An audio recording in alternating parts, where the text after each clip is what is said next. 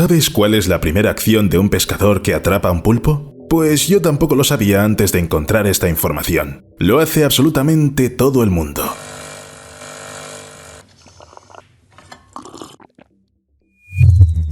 Empecemos con un hecho. A diferencia de la mayoría de los peces y otras pesquerías, los pulpos no se matan fácilmente mediante captura. No basta con izarlos a bordo y esperar a que mueran por causas naturales. Los pulpos suelen estar sanos, son conscientes de su paradero y luchan por volver al mar. Y a lo largo de los siglos, mientras la gente ha estado capturando pulpos, se han desarrollado diversos métodos para matarlos. Si esto te parece desalmado, ten paciencia conmigo un rato y descubrirás por qué no lo es. Mientras tanto, te recuerdo discretamente que no te olvides de poner likes si se te olvida ponerlos al final del vídeo. Los pulpos se capturan en libertad con redes, trampas y simplemente con sedal. Tomemos una trampa como ejemplo. Pesa 50 kilos y consta de 3 secciones. Estas trampas se ensamblan en una línea de 50 piezas. Y si 50 kilos te parecen muchos, añade a eso la arena que se mete dentro, junto con los pulpos. Cuando las trampas se suben a bordo, se lavan con agua muy salada, lo que hace que los pulpos se salgan. Y cuando eso ocurre, se mata al animal inmediatamente. Y luego se echan agua muy fría para mantenerlo fresco. ¿Te parece raro? También existe la forma tradicional siliciana de morder la cabeza del pulpo inmediatamente después de pescarlo. Bueno, y un montón de otros métodos. Los pescadores siempre matan al pulpo inmediatamente, y eso incluye asegurarse de que los pulpos no lo hagan ellos mismos de camino a tierra. Espera, ¿qué? Los pulpos pueden sufrir autofagia o autocanibalismo, es decir, se comen literalmente sus propios miembros, y ocurre como consecuencia del estrés. No en el sentido de que el animal esté nervioso y no haya encontrado nada mejor que hacer que empezar a comerse a sí mismo. Un pulpo estresado no está sano, lo que significa que es más propenso a las infecciones. La autofagia está causada por una bacteria o virus que se aprovecha de la vulnerabilidad del pulpo y le causa irritación. La mordedura alivia la zona afectada. Pero, ¿por qué los pulpos no se rascan como todo el mundo?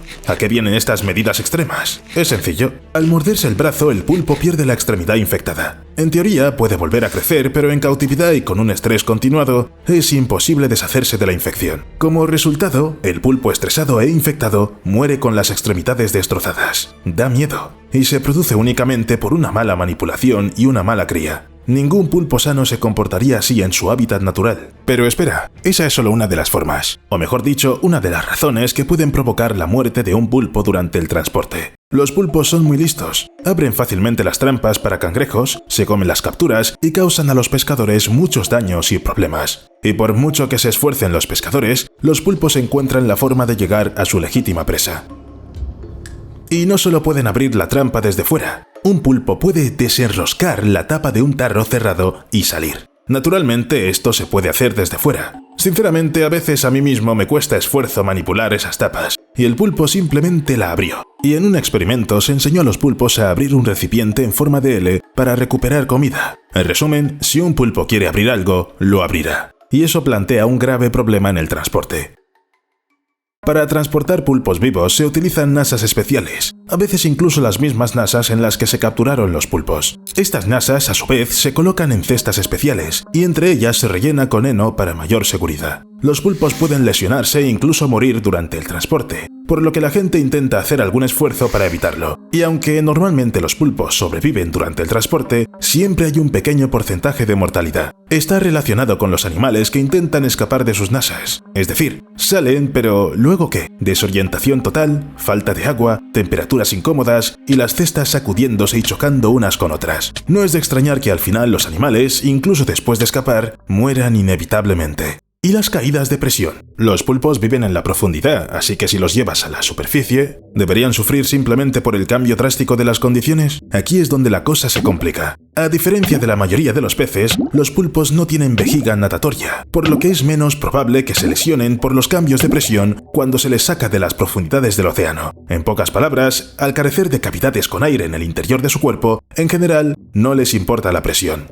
Pero todo depende de la especie de pulpo. Ya en 2016, científicos de la Universidad de Bonn, en Alemania, descubrieron lo que creen que es una nueva especie de pulpo dumbo. La criatura, de unos 30 centímetros de largo, fue capturada en una cesta de acero en el fondo marino del Pacífico Norte y luego izada con un cabrestante 4.000 metros hasta un buque de investigación en la superficie. Desgraciadamente, debido a un cambio relativamente brusco de presión, el pulpo murió al llegar al barco. Esto se debe a que estos pulpos viven a profundidades de entre 1.000 y 7.000 metros. No son una especie comercial, es decir, no interesan a los pescadores. Normalmente, los pescadores capturan pulpos a profundidades de entre 15 y 85 metros. Sin embargo, este caso demuestra que, en determinadas circunstancias, los pulpos pueden morir por una caída de presión. Es muy raro, pero posible. Además, un pulpo puede morir no por ser levantado, sino por ejemplo, por sufrir heridas durante el transporte, que luego le provocan la muerte. Y no hay que olvidar el estrés que provoca la masticación de las extremidades. Por cierto, esto es lo que ocurre cuando dos pulpos se encuentran en la naturaleza. Y estas son las condiciones en las que a menudo son transportados. ¿Ves a dónde quiero llegar? Los pulpos suelen ser solitarios antisociales a los que no les gusta nada la compañía, excepto en los momentos de cría, claro. Así que, cuando están confinados en jaulas estrechas o en cualquier otro contenedor, los pulpos se estresan y se angustian. El espacio es tan importante que este argumento se utiliza contra la llegada de granjas donde los pulpos quieren criar. Al parecer, en las condiciones de hacinamiento de las granjas, los animales simplemente no pueden vivir y crecer, y mucho menos seguir reproduciéndose. Así que resulta que cuando se transporta en condiciones súper estrechas y con muchos otros individuos, el pulpo se estresa. Es simplemente antinatural para él, y el hecho de que los pulpos mueren de estrés ya lo hemos descubierto. Y entonces pensé, ¿y si un pulpo está en un espacio reducido, podría enredarse en sus propios tentáculos? Resulta que no soy el único que se ha hecho esta pregunta. Científicos de la Universidad Hebrea llegaron a realizar un estudio. El resultado fue que los tentáculos de los pulpos no se enredan, nunca. Esto se debe a que los pulpos tienen sustancias químicas en la piel que impiden que sus ventosas se peguen entre sí. Este repelente de pulpos reduce la fuerza de succión a las superficies en un factor de 20. Es decir, aunque las manos de un pulpo entren accidentalmente en contacto, serán repelidas en lugar de enredarse. La composición exacta de esta sustancia química protectora de las ventosas sigue siendo un misterio, pero incluso una ligera capa de ella sobre una placa de Petri bastó para impedir que el pulpo la tocara. ¿Qué pasa con la tinta de los pulpos? Cuando un pulpo se asusta o se estresa, la tinta es expulsada al agua en grandes cantidades para permitir al pulpo escapar. Pero en un espacio confinado durante el transporte, no hay ningún lugar al que escapar. La tinta en sí no es venenosa porque está compuesta de melanina y moco, pero hay pruebas de que el componente que produce melanina puede causar irritación cuando la tinta entra en contacto con los ojos de un depredador. También puede distorsionar el sentido del olfato y del gusto. Sin embargo, si el pulpo no se aparta del camino de su propia y poderosa nube de tinta, podría morir. Un buen ejemplo se describe en un estudio de 2011. Varios pulpos de 2 manchas californianos, enviados desde California y mantenidos en una universidad de Illinois, mostraron un comportamiento de estrés inusual tras el transporte. Los pulpos inusualmente atrapaban su propia tinta en la cavidad del manto, aunque normalmente la liberan en el agua. Aunque los pulpos han sido transportados con éxito largas distancias, se ha prestado poca atención al estrés que supone para el animal el transporte y la introducción en un entorno de laboratorio. Finalmente, un pulpo empezó a morir y fue resucitado. Bombearon la tinta fuera del cuerpo con un tubo y enjuagaron la cavidad con agua de mar limpia. Funcionó. Y está bien que a los científicos se les ocurriera, porque por primera vez se observó tal retención de tinta en el interior. Pero más allá de eso, las opiniones están divididas. Algunos científicos afirman que la tinta es tóxica para los pulpos que la producen y que los pulpos cautivos deben ser retirados de los tanques que contengan tinta. Si la tinta se derrama en el agua durante el transporte, los pulpos deben ser trasplantados inmediatamente. Dicho esto, otros científicos están seguros de que la tinta no es tóxica para los propios animales que la producen, sino que su presencia en el agua provoca asfixia, no envenenamiento. Y en la naturaleza la tinta no es un problema porque se disipa rápidamente en grandes cantidades de agua, pero en un espacio confinado las cosas son mucho más tristes. Sin embargo, el problema no es solo la tinta, sino también el amoníaco. Cuando en 2020 se estaban probando varios métodos para transportar pulpos vivos, de repente resultó que los niveles de amoníaco en el agua habían aumentado drásticamente. En general, la liberación de amoníaco es un proceso natural de la vida de los pulpos, pero eso no significa que sea normal que naden en amoníaco. Los humanos, ya sabes, tienen muchos procesos naturales también, pero eso no es razón para estar rodeado de, digamos, los resultados de ellos. Y los pulpos no toleran en absoluto el agua contaminada. Además, cuanto más amoníaco hay en el agua, menos oxígeno hay, y ellos lo necesitan para no asfixiarse. Así que resulta que una gran cantidad de amoníaco afecta a la salud, afecta gravemente al sistema inmunológico, causa estrés, y ya sabes el resto.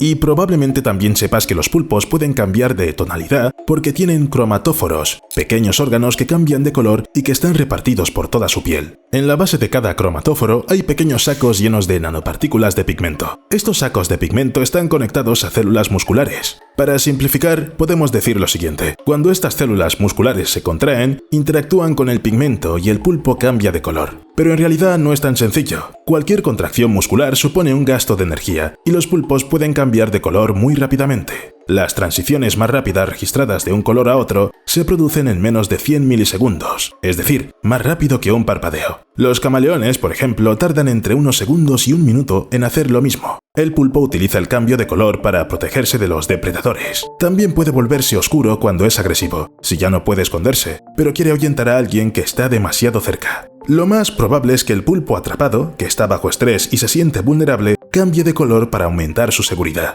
Y lo hará de forma muy persistente, gastando mucha energía en el proceso. Y un gasto energético eficiente es importante para todos los animales, y especialmente para los pulpos.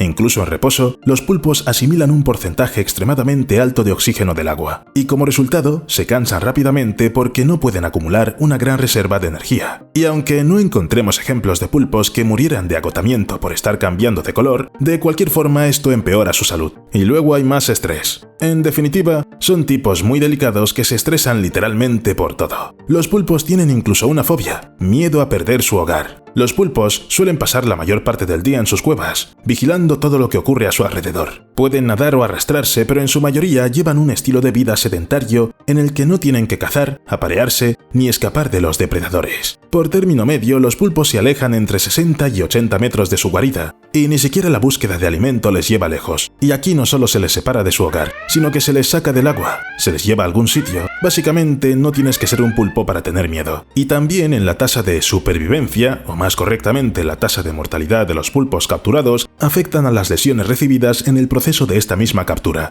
Los arpones y las lanzas son las herramientas más comunes para cazar pulpos. Ambas herramientas se utilizan para empujar al pulpo fuera de su madriguera. Naturalmente, a nadie le importa que el pulpo permanezca intacto después de hacer esto, y permanecer de una pieza cuando te pinchan con un arpón es todo un problema. Dicho esto, menos del 5% de los pulpos capturados con trampas estaban muertos o tenían heridas visibles, pero todos los demás métodos de captura suponen una muerte casi segura. El 20% de los pulpos capturados con palangre estaban muertos o heridos, y en las artes de arrastre, entre el 50% y el 85% de los pulpos estaban muertos o tenían heridas que provocaron la muerte. Por eso los pescadores matan a todos los pulpos que sacan del agua, aunque no tuvieran intención de cazarlos. Es una triste misericordia. ¡Hasta luego!